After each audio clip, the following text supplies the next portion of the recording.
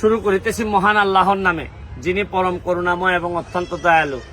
আগেই তো শুক্র শনিবারে বাড়ি আসতাম, এখন এমপি হওয়ার কারণে তো আশাই লাগে, বিভিন্ন ফাংশন থাকে এবং সবচেয়ে গর্ব করার মতো যে ফাংশনটা, এটা হচ্ছে গিয়ে মৃত প্রায় খোয়াই নদীকে আমরা জীবিত করার প্রায় অর্ধেকের বেশি আমরা শেষ করে ফেলছি।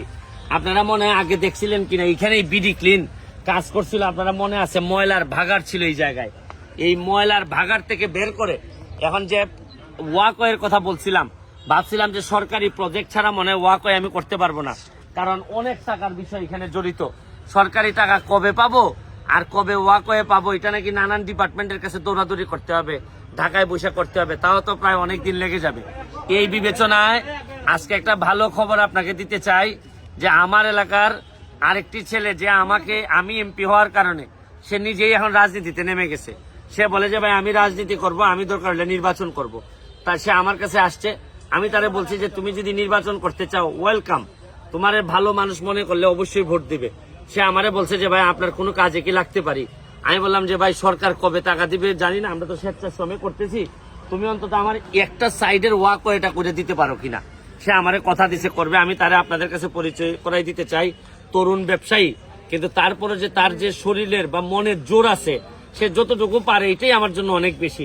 আমি পরিচয় করাইতেছি জুয়েল, সে আমাদের এলাকায় সন্তান এবং একজন বড় ব্যবসায়ী, উদীয়মান ব্যবসায়ী। জুয়েল, আমি তোমাদের জিজ্ঞেস করতে চাই যে নির্বাচন বা রাজনীতি তো ভিন্ন জিনিস, মানুষ বিভিন্ন ভাবে করে, কিন্তু তোমার এইরকম একটা ওয়াকওয়ে মানুষে করে দেয়, এই যে তুমি যে আমার এই অফারে রাজি হইলে, এটা কি কারণে হয়েছে তুমি আমার একটু বলো। এটা এইদিকে তাকাই। আসলে ভাইয়া, আপনি এমপি হওয়ার পরে আমার মনে হয়েছে যে আমি আপনার সাথে মিলে কাজ করব। উপজেলা চেয়ারম্যান পজিশন এটা বড় ব্যাপার না, বড় ব্যাপার হচ্ছে আপনার সাথে থেকে কাজ করা। এখন জনগণ যদি আমাকে চায়, আপনাকে একটা পজিশন দিয়ে আমি আপনার সাথে কাজ করব। আদারওয়াইজ যদি নাও হয়, আমি আপনার সাথে থেকে আজীবন, আপনি যতদিন আছেন এই জনগণের পাশে, আমি আপনার পাশে থাকব। Thank you. আমি জুয়েলকে বলবো, জুয়েল আমি থাকা পর্যন্ত লাগবে না, আমি নাও যদি থাকি একটা প্ল্যাটফর্ম দিয়ে যেতে চাই। এই প্ল্যাটফর্মে চুনারঘাটের বা মাধবপুরের ছেলে মেয়েরা নিজেদের মধ্যে মতো করে সফল হবে এবং এলাকার মানুষকে সামনের দিকে এগিয়ে নিয়ে যাবে। আমি আবারও ধন্যবাদ যে আগামী 1 মাসের মধ্যেই আপনারা এইদিকে একটা পাকা রাস্তা দেখতে পাবেন বা ইট সলিং একটা রাস্তা দেখতে পাবেন, ওয়াকওয়ে দেখতে পাবেন।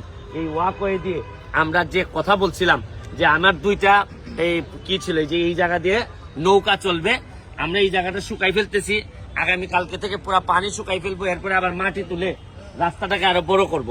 আমি এই কাজে আমার দুলাল মামা, যিনি এই প্রথম দিন থেকে কাজ করতেছেন স্বেচ্ছাশ্রমে, আর তাজুল বাহার কোথায়, তাজুল বাহার, এই 2টা মানুষ প্রতি থেকে কাজ করতেছে। মা, আমি তোমার জিজ্ঞেস করছি, মামা এত কাজ যে করতেছো, তুমি তো একদম নিজের কষ্ট করে করতেছো, শান্তিটা কোন জায়গায় লাগতেছে একটু বলো। শান্তি হচ্ছে, আমরা তো গত 40 বছর যাবত এটার কোনো পানি আমরা দেখতে পারি না, ডান ছিল। আপনি যখন এমপি হইলেন, আমরা মনে হইলো যে এটার পানি আমরা দেখতে পারবো। এটা তো আমার এলাকা, আমরা প্রতিদিনই নাকে রুমাল দিয়ে যেতাম শহরে, এটা এলাকাতে, এই জন্য আর কি শ্রমটা একটু বেশি দিচ্ছি। না, থ্যাংক ইউ, আমি ধন্যবাদ জানাচ্ছি। শুনেন, সরকার মনে রাখবেন যে আপনার সব সমস্যার সমাধান করে দিবে না, আপনি নিজেই সমস্যার বেশিরভাগ সমাধান করতে হবে, সরকার শুধু আপনাকে সহযোগিতা করবে। পুলিশ আপনারা বললেই সব নিরাপত্তা দিবে না, আপনার নিজেকেও সিট কিনে আটকেই ঘুমাইতে হবে, আপনার নিজেরও খেয়াল রাখতে হবে যে আপনি কিভাবে নিরাপদ থাকতে পারেন। আসেন সবাই মিলে আমরা একটা বঙ্গবন্ধুর, সোনার বাংলার যে স্বপ্ন বঙ্গবন্ধু দেখে গেছেন, এটা জননেত্রী শেখ হাসিনার নেতৃত্বে আমরা নিজেরার প্রচেষ্টায়, আমরা বরং নেত্রীকে বেশি প্রেশার না দিয়ে আমরা নিজেরা একটা সোনার বাংলা উপহার দিতে চাই। আজকের মতো বিদায় নিচ্ছি, ভালো থাকবেন, সুস্থ থাকবেন। Thank you. রাস্তা দেখো, এই যে আপনারা দেখছেন বেকু দিয়ে কাজ চলছে, বেকুর কাজ কিন্তু চলমান।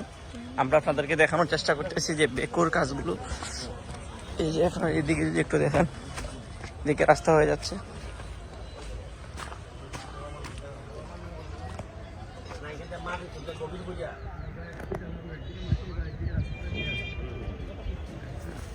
সামনে যাও।